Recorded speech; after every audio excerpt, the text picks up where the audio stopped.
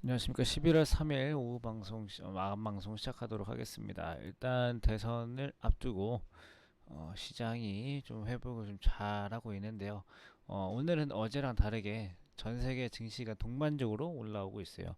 어제는 이제 우리나라랑 일본만 올라왔고 오늘은 전 세계가 지금 좀 올라오고 있는데, 일단 어제 우리 시장만 올라온 이유는 어제 시황 때 말씀을 좀 드렸으니까 어제 거 참고해 보시면 좋을 것 같고, 오늘은 일단 시장이 전반적으로 전 세계가 다 1%, 2%대 상승을 다 좀 하고 있어요.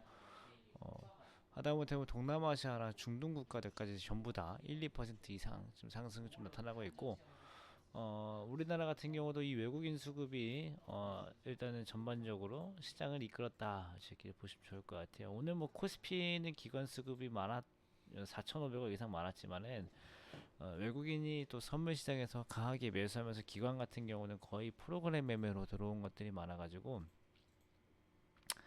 이 현선물 베이시스 때문에 기관이 프로그램으로 들어온 것, 그러니까 외국인이 선물 매수를 잔뜩 땡겨놓고 거기에 달려오는 기관의 현물 프로그램 매수, 이러다 보니까 시장이 좀 강하게 올라가고, 코스닥 같은 경우는 이제 그와 별개로 외국인과 기관 열심히 동반 매수해주면서 좀 올라왔는데, 일단은 지금 시장이 뭐 바이든 후보가 대통령이 될 거다라고 초점을 맞추는 것 같아요. 근데 일단은 뭐 바이든 후보가 될지 트럼프가 될지 솔직히 아직은 잘 모르겠는데, 제가 봤을 때는 뭐 대통령이 누가 되든 간에 상원과 하원이 모두 민주당이 될 거다라는 이런 전제 때문이라도 이 민주당 쪽으로 시장이 좀 움직이는 것 같아요.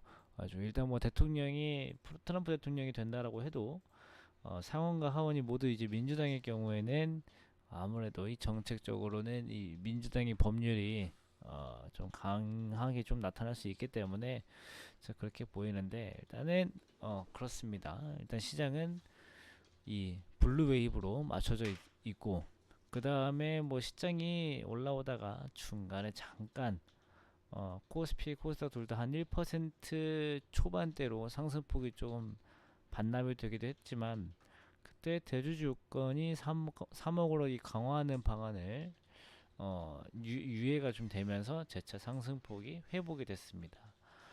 일단 코스피 같은 경우는 거의 고점 수준까지, 그러니까 당일 고가까지 그대로 회복을 했고, 코스닥 같은 경우는 당일 고가보단 조금 부족했는데, 일단은 뭐 이제 업종별로 좀 차이가 좀 있었습니다. 제약 바이오 업종들이 강했고, 에너지 업종들, 그다음에 배터리 업종들 이런 것들 좀 강하게 올라왔고, 기타 나머지 종목들은 지수 수준대로 정도 좀 회복이 좀 되었고요.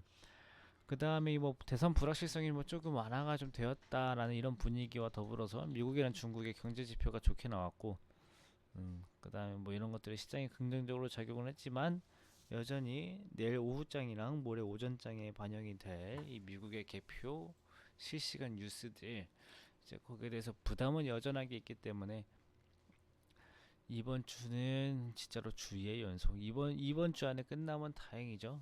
트럼프 대통령의 만약에 선거를 깨끗하게 인정하지 않을 경우에는, 또 불복할 경우에는 장기화가 될 수 있으니까 그 부분도 여전히 그 부분도 부담이겠죠.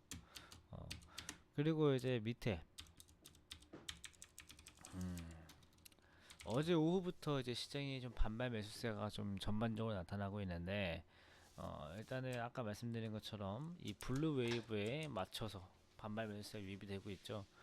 뭐 2016년 이런 뭐 블루 웨이브로 다 맞춰놨다가 2016년처럼 갑자기 트럼프 대통령이 역전하게 되면은 증시에 큰 부담을 준다라는 것은 시장이 알면서도 이렇게 올라오고 있어요. 알면서도 이게 많이 앞서서 많이 올라갈수록 그 앞선 게 깨졌을 때 빠지는 폭이 강하게 나타나기 마련인데, 지금 그거를 알면서도 지금 시장이 좀 이렇게 좀 움직이고 있는 것은 조심을 해야 할 부분이고, 근데 이런 거 보면은 시장은 그러면은 10월 달에 계속 빠졌었는데, 그 빠진 거 이후로 좀 오를 만한 이유를 좀 찾고 있었던 게 아닐까. 하락할 이유는 워낙 많은데 올라갈 이유가 없었으니까 좀 올라갈 이유를 좀 찾는 거에 좀 하지 않았을까.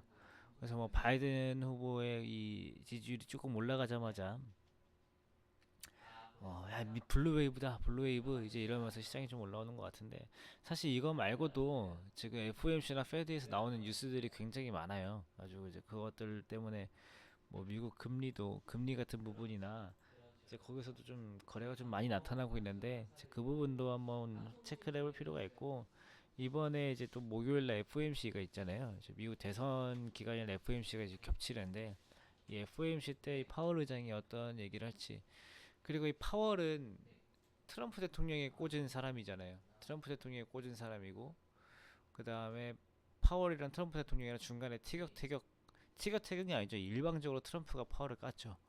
어, 파월 항상 밟히기만 하면서도 이렇게 좀 이어져 왔는데 이게 이제 민주당으로 바뀌면서 어떻게 될지는 그것조차도 FOMC 내에서도 지금 좀 변동성이 좀 있기 때문에 일단 이 부분에 대해서도 목요일날 FOMC 성명서에 대해서도 확인할 필요가 좀 있을 것 같아요.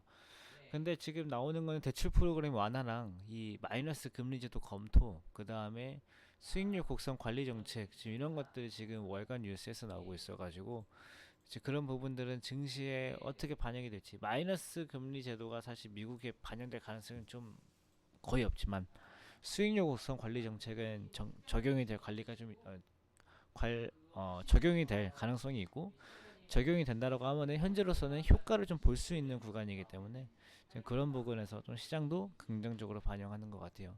즉 그렇게 될 경우에는 여전히 신흥국가한테 유리하고 신흥국가인 우리나라, 동남아시아, 중동국가 이런 시장에서는 강세가 나타날 수 있는 이유를 충분히 설명할 수 있기 때문에 이제 그 부분도 시장에 지금 반영이 좀 되고 있다. 이렇게 좀 말씀드리면서 정리를 좀 하겠습니다. 오늘 장도 뭐 중간에 뭐 그냥 계속 올라오기 뭐 시장이 뭐 전반적으로 강했지만은 그래도 일단은 불확실성 염두에 두고 시장 지켜보시느라 고생 많으셨고요.